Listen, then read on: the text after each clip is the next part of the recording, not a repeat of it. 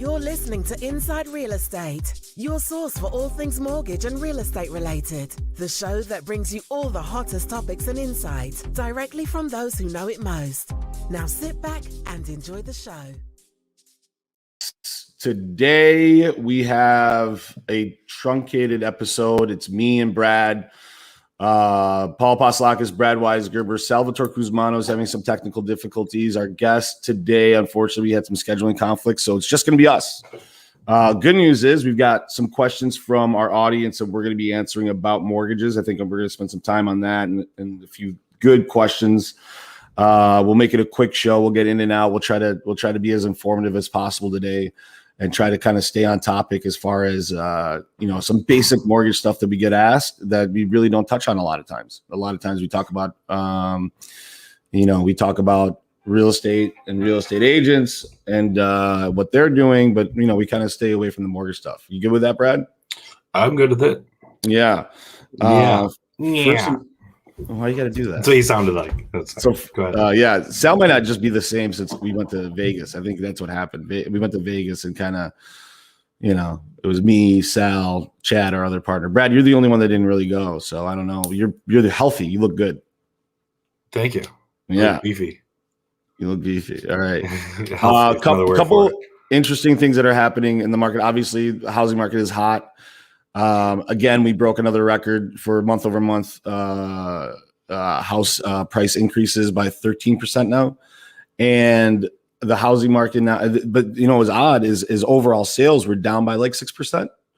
So really? I think which is interesting because I think the people are getting priced out of homes and not being able to get them because of the market the way that it is. Wouldn't you agree with that, Brad? Yeah, I just saw an article actually this morning. I didn't get to read it yet. I flagged it for later, but it was White House concerns over rising home prices. And I wanted to read that later because they're noticing as well. And when the government notices, it's almost like too late. It means it's been happening forever. Right. So, they're like, oh, inflation's a problem. No shit. But I'm interested to see what the article says and like what if they have any plans of action. I haven't read it yet. I literally just saw it before we got on. So yeah, I'd love it if you came back because that's interesting because the government finally is maybe taking notice of something that we've been talking about for 6 months. Yeah. you know what I mean? Longer than that. A year feels like more than a year, 2 years. The housing market's been hot forever, dude. Like there was we've been talking about it since we started this show like 3 years ago. Yeah. Every iteration of the next do you think it's a bubble, dude? Like, do you think we're in a bubble? Yes, but I don't think it's not like a bubble ready to burst, if that makes sense. Not like it did back in 08, 09. I think there's bigger bubbles out there like the credit card bubble, student loan bubble. Yeah. I don't think the housing market is gonna be a bubble that bursts that has major impact. I think it might deflate a little bit, right? If that makes any sense. Like it's not gonna burst. Yeah. It's a healthy bubble, right? Healthy bubble. Like my gut. It's a healthy. Is there bubble. Such thing as a healthy bubble though? Because the whole point of a bubble is that at some point it's going to burst. Well, not all bubbles are like that, right? I mean, that's the whole point of having that's why they call it a bubble. They're like, oh, it's going to burst. You know what I mean? Yeah. I mean, I don't know what's going to cause it to burst. I mean, we have short supply, we have high demand, we have low interest rates, it's kind of like the perfect storm to like cause all this. And I don't see it changing anytime soon, but I don't know. We'll see what happens with that. I mean, something's got to give at some point, right? I mean, we can't keep riding this forever. Home prices can't continue to keep going up forever. Interest rates can't stay low forever. Are you predicting a correction? I mean, yeah, there's going to be a correction. I can say it's going to be next week or it's going to be the next 3 years, but there's going to be a correction. Yeah, there's no way. When. But it's one of those old adges. If you say something long enough, you'll be right. 100%. You know what I mean? Right? Now, I personally think that we've got room to run still in this market because of demand and low interest rates. There's nothing that's going to change it. There's nothing like no. There's got to be some kind of major unpredicted shock to make anything happen soon. Like there's got to be a bomb drop somewhere. The forbearance thing, people talk about that, but here's the thing: it's going to have a major impact. It's like a 3% or 4% forbearance, and out of that, how many of those people have tons of equity in their house, and they're not going to let it go? They might sell their houses. That might add more more volume to sales in the marketplace, maybe. But if you have 20, 30, 40, $50,000 sitting in your house and you can't make your house payments, you're going to sell that thing and go rent somewhere. Right. I mean, that's what you're going to do. Worst case scenario, you're not going to foreclose on a house where you've got all that equity in it. And if you do, the bank's going to turn around and take it in 2 seconds. Right. So I think Sal's waiting to get back in. I think he restarted. Really? All right. Let's get Sal back on the show. Let's get him in. All right. Let's see if he makes it in. I don't know what's going on. I think he's in the waiting room. Can someone let him in? Well, we've got Natalia. Natalia, you want to let Sal in? How do you know he's in the waiting room? I can't tell. Look in the private chat.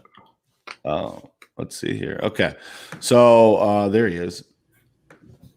Let's see if we get him up here.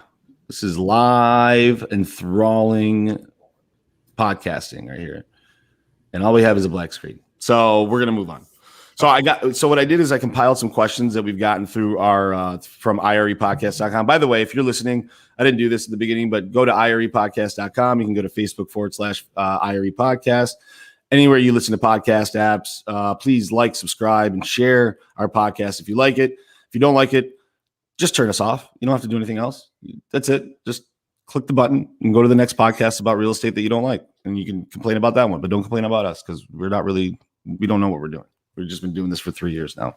3 years. I mean, they can complain about us, but it's not like it's going to change anything. We're going to suck the same no matter how much. Complain all you want. It's just not for you. We're going to suck the same no matter what you do, right? So so here's some questions that we got, and I want to expound on these because I think they're good questions. And we are listened to all over the country. Some of these are from outside of our area. So the first one was from Phil from Texas. He just said, "Is PMI bad?"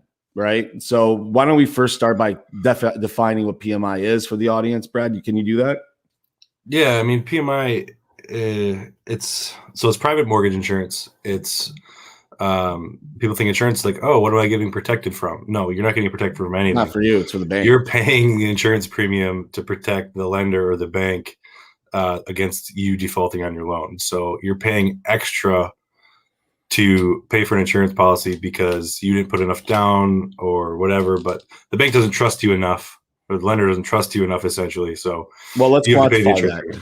Let's quantify that. In the past, before PMI existed, you could only really borrow 80% of the value of the house. You couldn't go above that because no bank wanted to lend more than the 80%. Well, what PMI did is they came in and said, listen, we'll insure the other 10 or 15% on top of that from default, right? Because they believe it. And now, and so PMI had a bad rap because PMI at some points was very expensive. You could pay $200, $300, $350, $400 in PMI back in the day. Yeah, it's still got a bad rap because it is, if you think about it, kind of frustrating at its basic concept. Like I'm paying extra to get no benefit, but really you are getting a benefit because you get to put less money down. Yeah, you're leveraging it.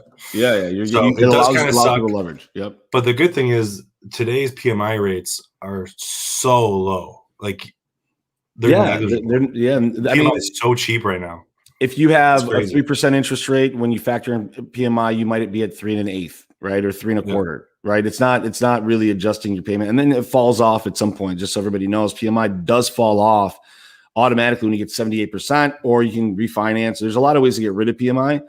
There's different ways you can pay PMI too. You don't have to put it in your monthly payment. You can pay it lump sum up front. Yep. You can pay it lender pay, take a little higher interest rate. You can have if you're buying a house, you can negotiate in the contract. Probably not in this market, but you can negotiate.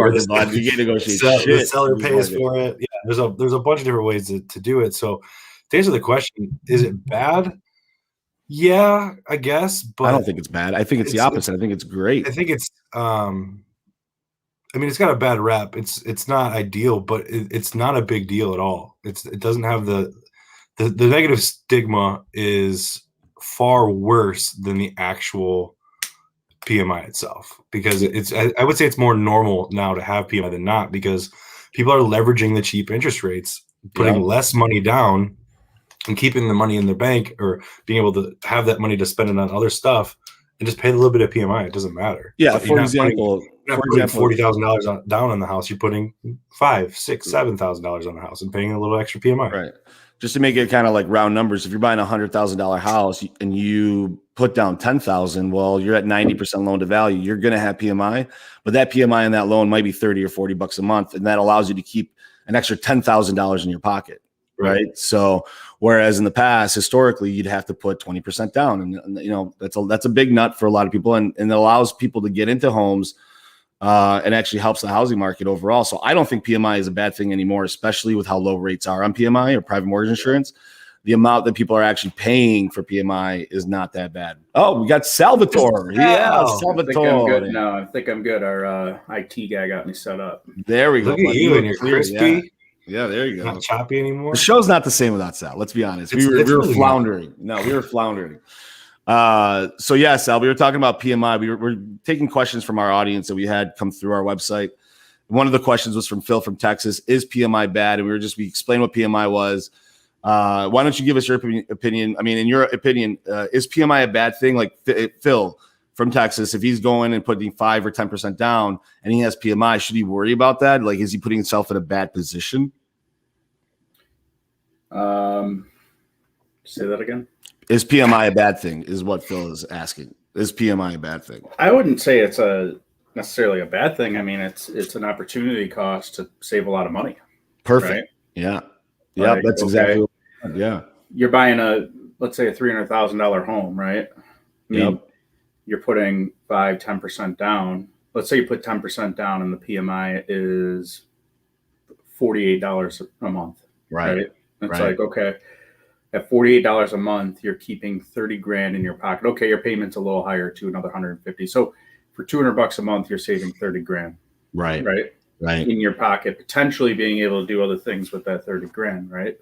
So put it into the home and increase the value 60 grand.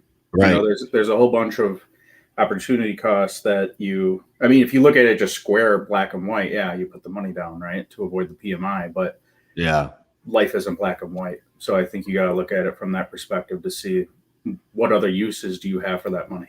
Yeah. Well, I think it's very situational. Like you said, it depends on every person's situation is different, right? If you have the money to put 20% down and be comfortable, then PMI is bad.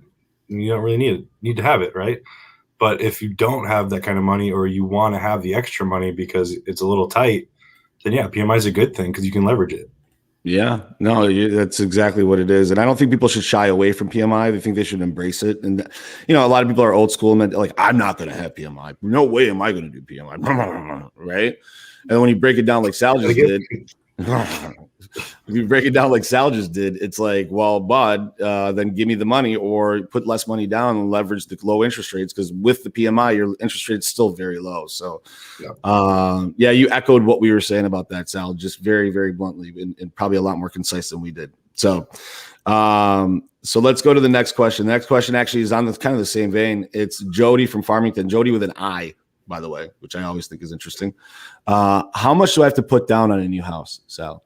If I'm a new home buyer right now, much? if you're a first time buyer, 3%.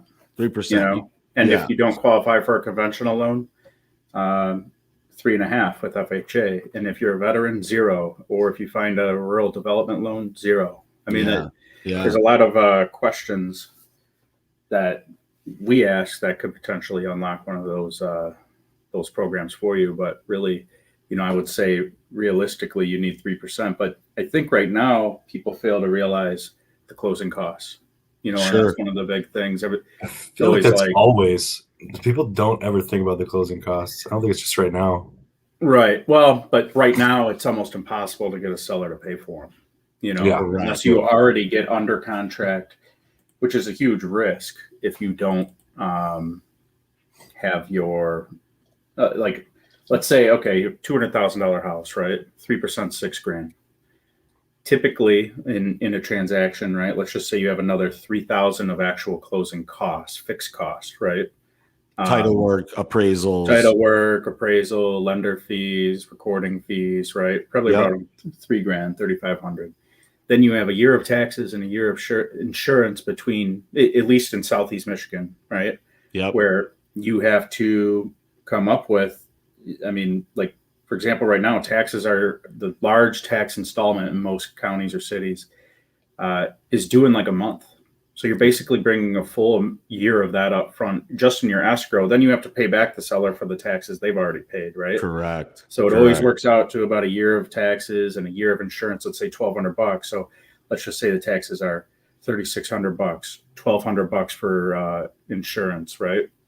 That's $4,800, right? So now plus another $3,000. I mean, yeah, you're looking at more than what your down payment is for your closing costs. Right. Correct. Yeah. Plus that $6,000. I mean, that as a buyer, you better have 13, 14 grand, right? And yeah. Even if it's $100,000 house, it doesn't really change much. But from 100,000 or 200,000, those costs are kind of, you're going to have a year's worth of taxes. And just so everybody understands, escrows, that's the money you put into your account to pay for your taxes and insurance when they come due. A lot of times when people say, what are your closing costs? That isn't really a cost because it's your money that's being held, but that's still money you got to come up with for the at the table.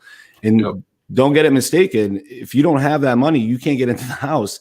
So yeah, maybe the down payment is 3%. No, but you might still have a bunch more stuff that you've got to bring in. That's a really good point, Sal. Right. No, when it's not as much of a seller's market, you can get the seller potentially, okay, listen, the house is listed at 200. We're going to come in at 206,000. We think it will appraise, right? And you're going to give us $6,000 back towards our costs. Yep. Great. So now you go from owing 13.5 to 7.5, right? And that works. But in this market, people are not being able to ask for seller concessions up front and having to guarantee an appraisal, right? So you go from I saw one the other day that was $100,000 EMD with $100,000 appraisal guarantee. Wow. I mean, that's wild. That's the kind of market we're in right now. You're not getting seller concessions. And that's not on $1 million house. That's not on $1 million house, right? That was like a $200,000-$300,000 house. Yeah, it was like $350,000. Yeah.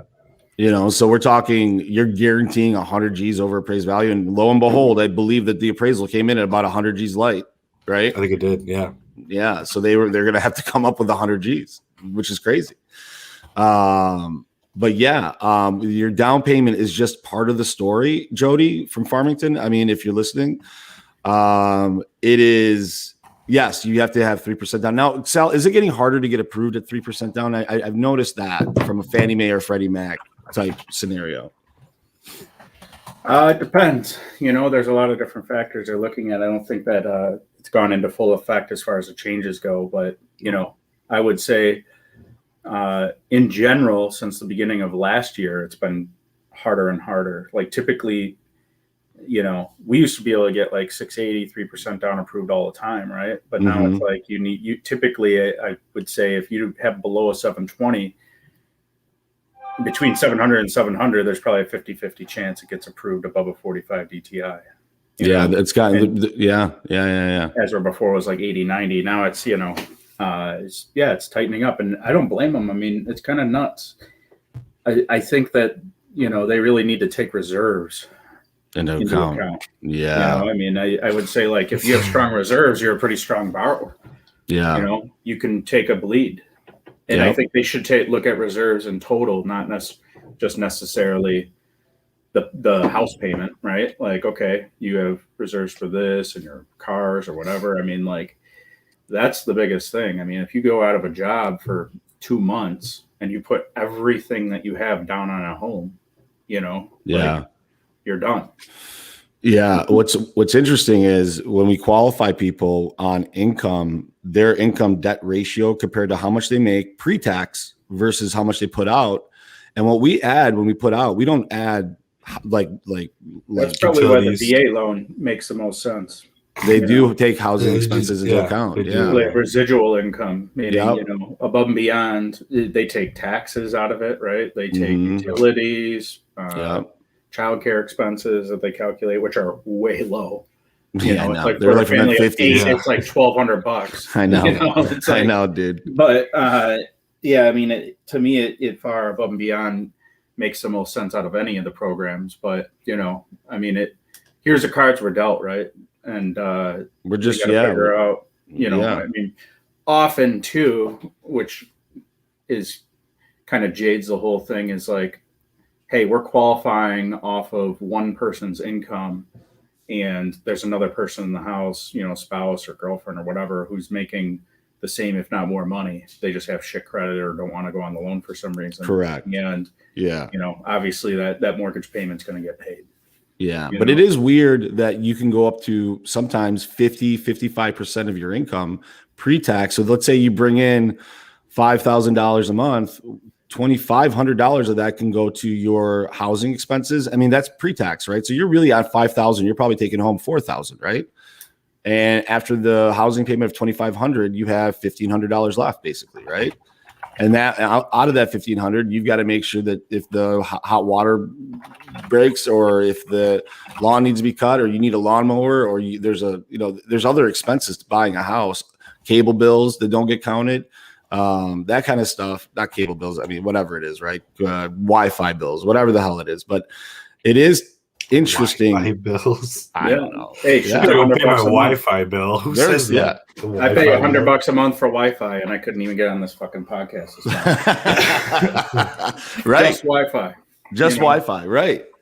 So think about that. Shit adds up, dude. Shit adds up, and it's not just. And I think the proper thing to do when you're a loan officer is tell people that.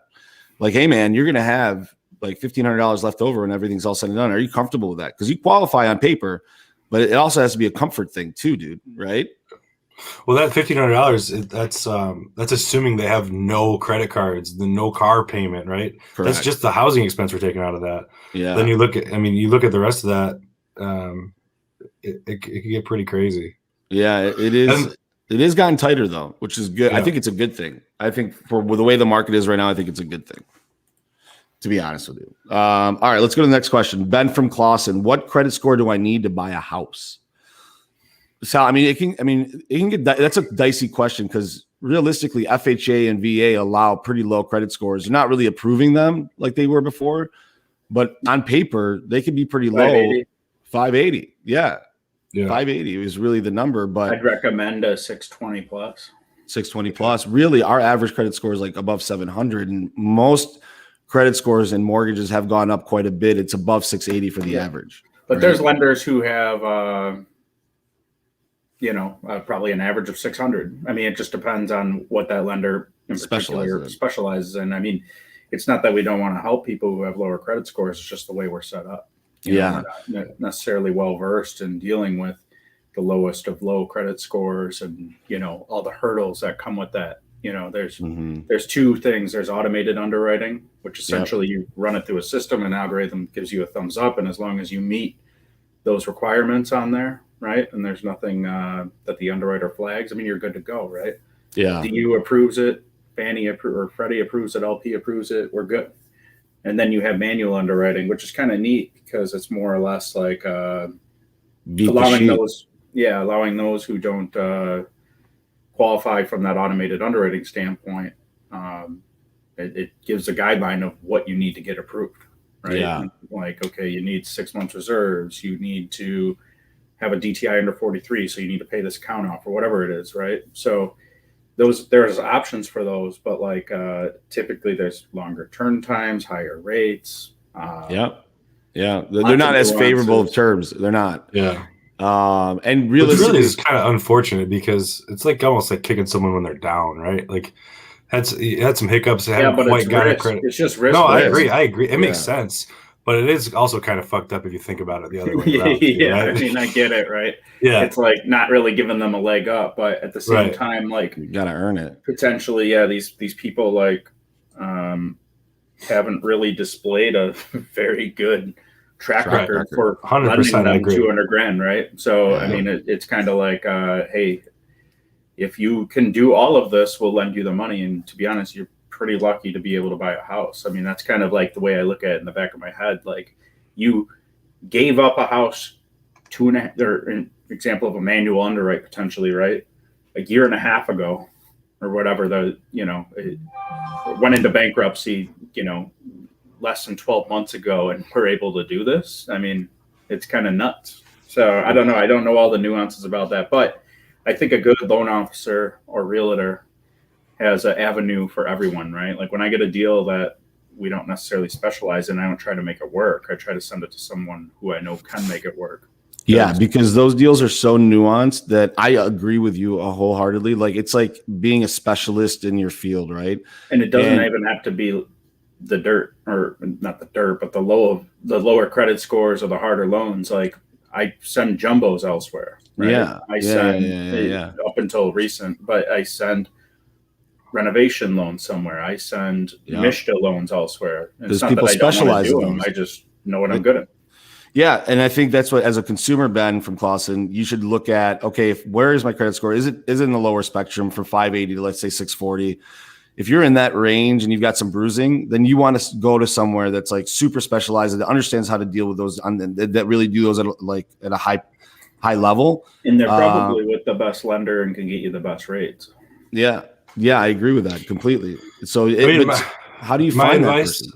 Yeah, go ahead, Brad. I would say my advice is, if you're wondering what the minimum score is to buy a house, I think your priorities are wrong. I think you should be not looking to buy a house until you have a better credit score. It's just going to be an easier process. And not only just for buying a house, but just overall in life, trying to get a car, credit card, whatever. Focus on your credit score first, get that where it needs to be, then move on to buying a house. The unfortunate reality with that is not always, I just had a baby. I'm in an apartment. Life happens, right? Yeah, life happens for sure. But I'm saying if you can, I think try to rearrange the priorities a bit, because it's just going to be easier. Yeah. In general, you're going to get better terms. It's going to be easier in life in multiple areas, not just buying a house. Well, I think it's like often, right? Like when someone calls in and they have a really low credit score, they typically don't have great income or money saved, and that's that's a bigger kicker. Should save and work on paying their debt off or collections or whatever it is, and trying to put some money away. Once in a while, though, it's like, hey, I had really bad credit. I just sold my house. I owed 30 grand on it. I've got like 60 grand. We've got kids now. We've got good jobs. My score's like a 600. Yeah, you can. There's compensating factors, right? Yeah, let's roll. You've got money. You've got income. It works. I mean, you have bad credit, so you need to do this, or your rate might be a little higher, but we can get you into a house. I mean, it's not that bad. And okay, and even right now, it's like, all right, instead of 2.5, your rate's 3.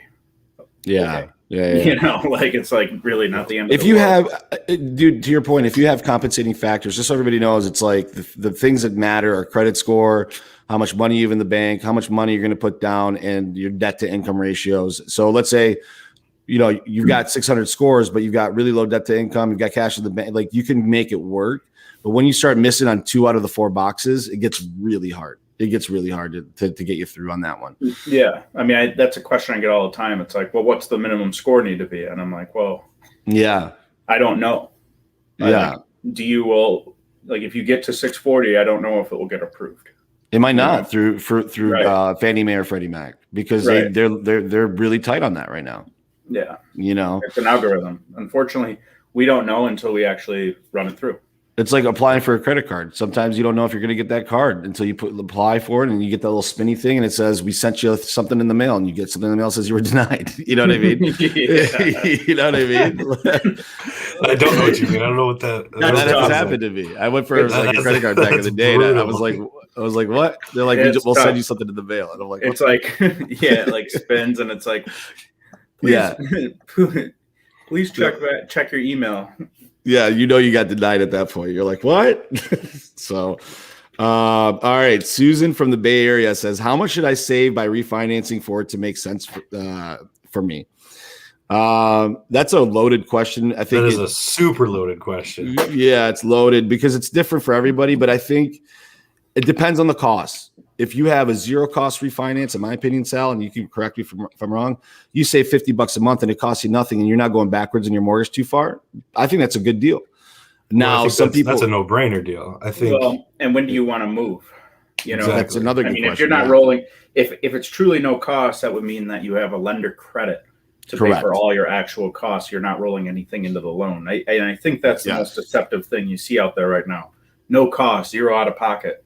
Well, yeah, no shit. You rolled fucking $7,000 into your loan, right? Right. But if the lender is truly crediting all the costs, it's typically at a higher rate than what the market bears. But it could still make a lot of sense, right? Let's say the average rate right now is 2.875. You're at a 4.5. instead of a 2.875, you get a 3 1/8, and all your costs are paid. Correct.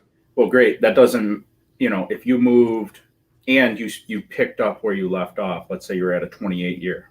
Yep. Yeah. All right. It's instant savings, right? And if you moved in 2 months, you would save money, right? Well, what if rates go down lower, Sal? Can I refinance again? Yeah. Right. That's the other thing you're doing at no cost. When you don't have to recoup that investment, you don't have to worry about, I just paid $2,500 to save 50, and now rates are lower. I can save another 30, but I don't want to refinance because I don't want to pay another $2,500. Right. But really, so it's a super loaded question because it's different for everybody.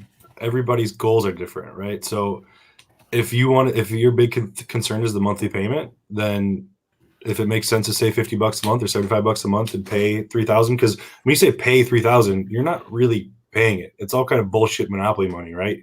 You're either rolling using fake equity. Fake equity. It's all fake money. It's not coming out of your bank account. So it depends on what your goals are. Correct. Right? If your goals are long term, pay the least amount possible on the house and pay it off, then you're concerned about the costs, right? But if your whole goal is just the monthly spend and cash flows, and you don't really care about the cost or rolling it in with the bullshit monopoly money, then it depends situation to situation what makes sense and what doesn't. It's all about what makes sense to you. Right. I mean, really, you got to talk to a good LO that'll break it down for you. But I just get real frustrated sometimes when you are a good LO and you're like, look, dude, you're saving $50 a month, and it's like, well, I'm not going down, because the old adage that I always used to hear was like, I need to save at least 2% on my rate, or else it doesn't make sense. Right. Well, that was when houses were 30 or 40,000. I get it. Yeah, it's stupid, right? But if you have $1 million mortgage and you could save a quarter, that adds up. Do you see what I mean? You can save an eighth, it adds up. I mean, it's all relative. So, Susan, basically, the best thing for you to really look at, what is your rate? How much are you going to save, and how much is it going to cost? That's really what you want to figure out. And how long do you plan on living in the house, right? Figure out what those goals are, and then you can really drill down how much savings you really need for it to make sense, right? If you could pay $10,000 in closing costs, if you save $500 a month, you make up that money really quick, right? It all depends on what the math looks like when you actually do it. But I do believe that people shortchange themselves by thinking that they can't refinance, or it doesn't make sense for them to refinance because they're not saving enough. But if it's done right, even a little bit goes a long way. I mean, if you save $50 a month, Sal, and you took that $50 and put it back into the mortgage, you'd shave like 7 years off your mortgage. You know what I mean? Yeah. So it adds up. It depends on your situation. Talk about it with someone who you think knows what they're doing. Yeah.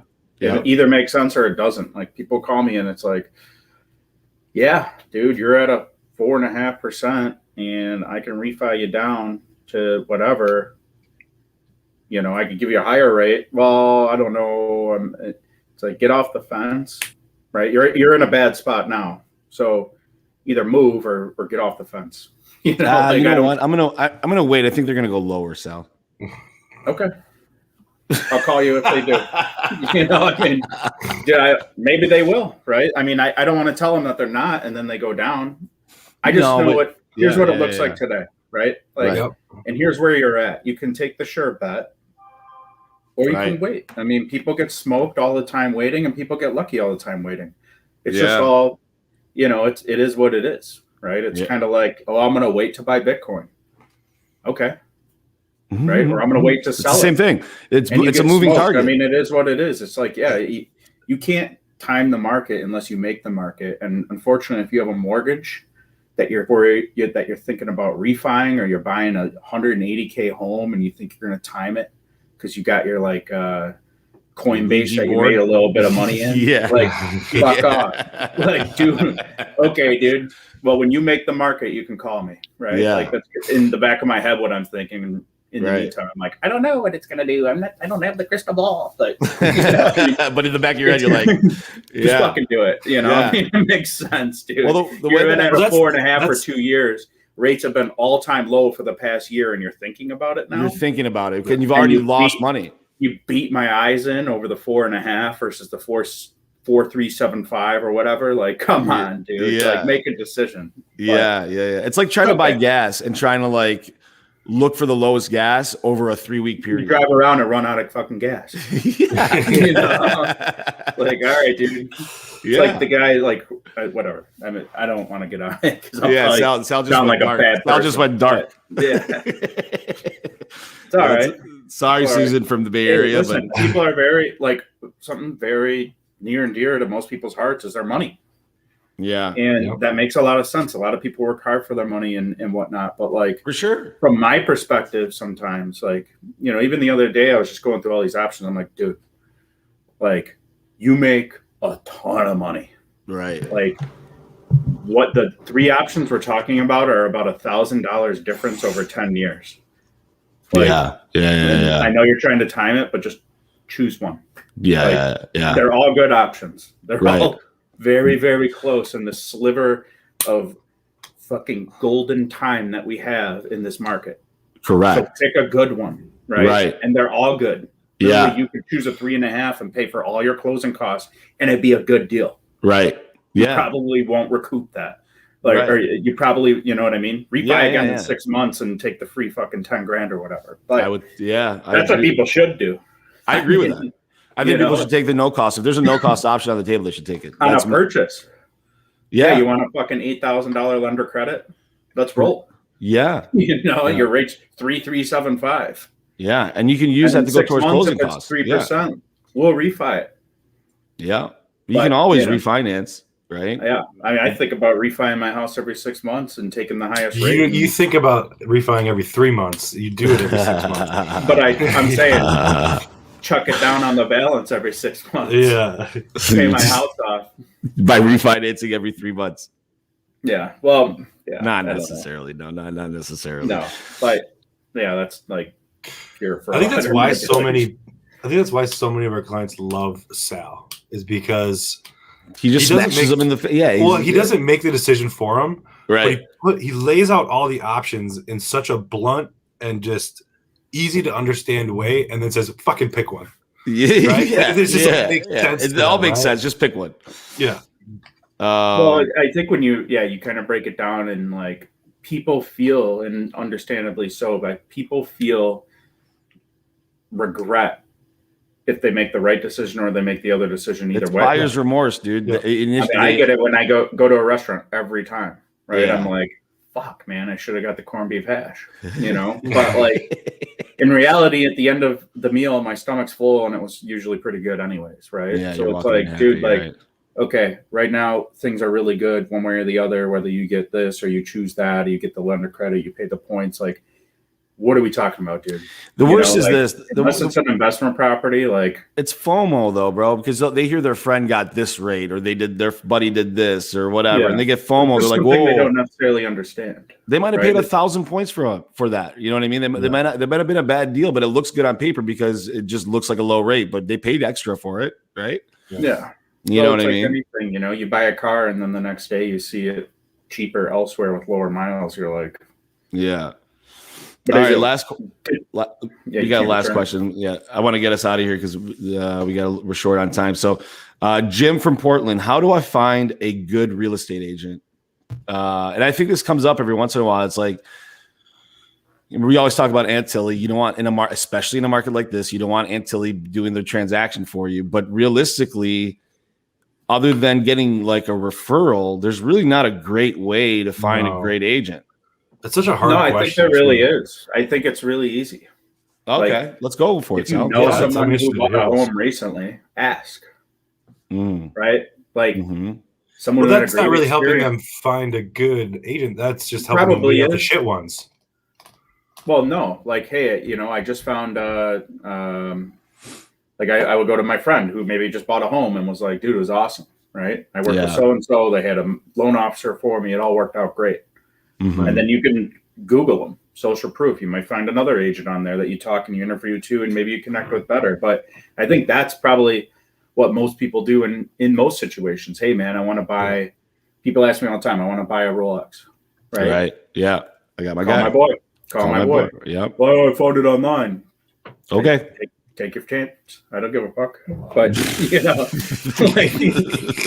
but I know my boy will take care of you, right? And probably the same thing if someone asks well, this guy said he's going to list my house for like $500. Yeah. Cool. Go with it. Cool, man. Enjoy that. Yeah. Or you could use my guy who just like knocked it out. We got like multiple offers. He was awesome. I think what has to happen is, yes, get referrals, find one on your own and interview 2 or 3 or 4 of them. Interview them, talk to them, find out which one you vibe with, find out which one has good social proof, find out what they do or what they're telling you, and go with the one that you feel is the most qualified. Don't go with someone because you feel like you have to use them because they're a friend of yours and you want to give them the commission. That is the wrong answer. The right answer is find a good one that fits your needs at that moment. You know what I mean? Yeah. I think a lot of people don't really understand that you are hiring them to work for you. You are the employer, right? So if you want to interview candidates, you don't want to just like walk by someone on the street and be like, you're hired. No, you want to interview people and pick the best one. Yeah. People don't get that. It's like, I'm not going to hire my like handy buddy to come over and like, pour a fucking concrete slab at my house. Right. I'm going to hire the person who, pours concrete slabs and has good reviews and does good work. Like, people all the time, it's like, I see online, they buy a house and they use a different agent and they use a different loan officer. And I remember I used to just like in my head scoring them to, oblivion. I'd hope they, scoring them to oblivion, instantly like combust. But like, Jesus Christ, very quickly and shortly after, I was like, whatever. One, they didn't call me because either they didn't know I did this. Right. Or and I don't just deserve a deal because I'm someone's friend. Right. No, you got to perform a deal because I got to do a really good job and like impress them and make sure to take care of them. And it is what it is. And there's a lot of people who do what we do out there. It's not like we're like this weird, like, we make, custom,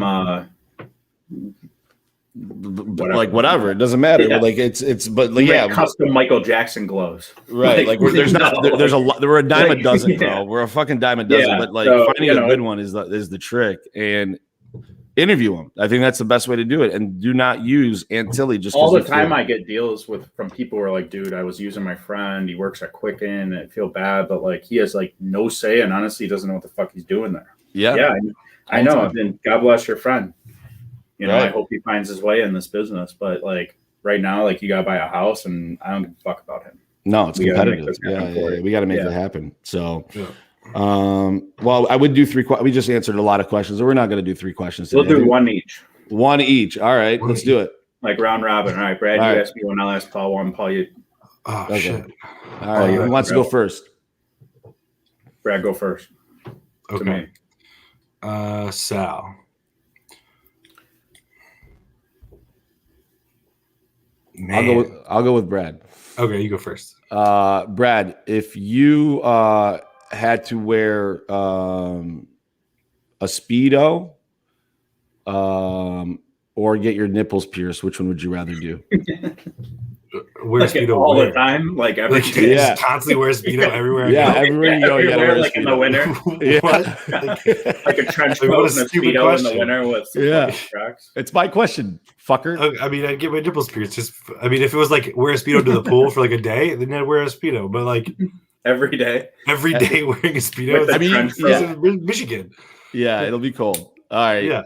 So nipples. You'll get your nipples pierced. Yeah. All right. There we go. I like it. Yeah, me too. I mean, that's not that big of who says I don't have them pierced already? You have some nice nipples, bro. I know it. Very weird. All right, Brad, your turn. Sal.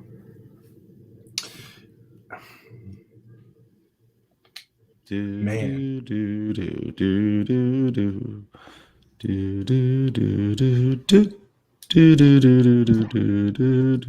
you rather?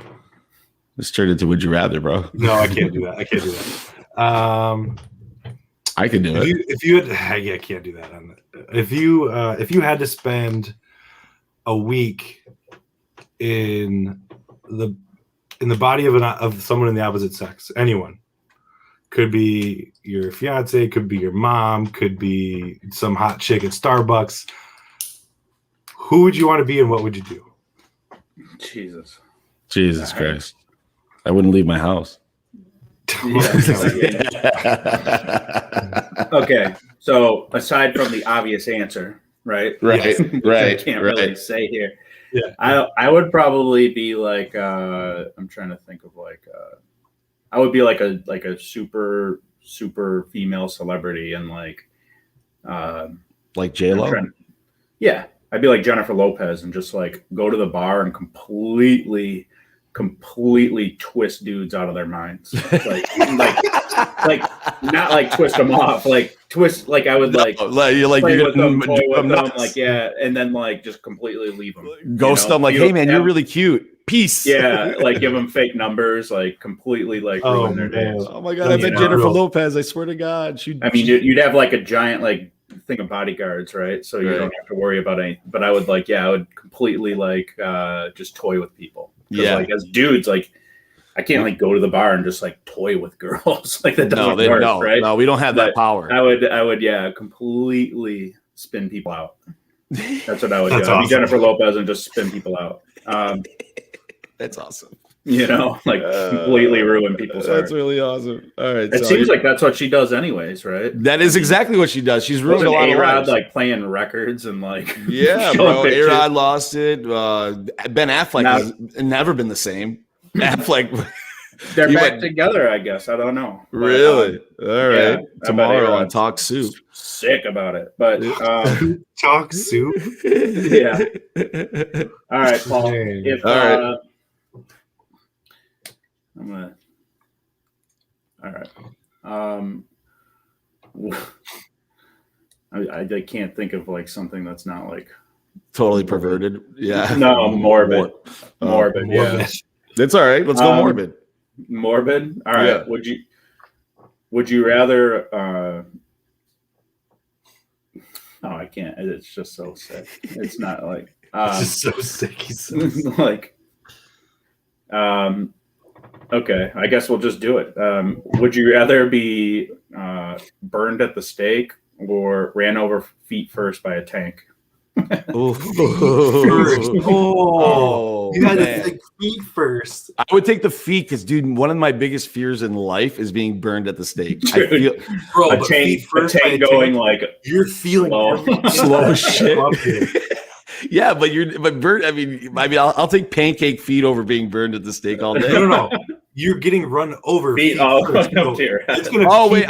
getting killed with the tank. So it's going feet first. It's not just my feet. Yeah. It's gonna crawl up your whole body, but starting with your feet, so you're gonna feel every inch of it. Oh my God, dude, that's horrible. So I'm getting squished to death. Oh yeah.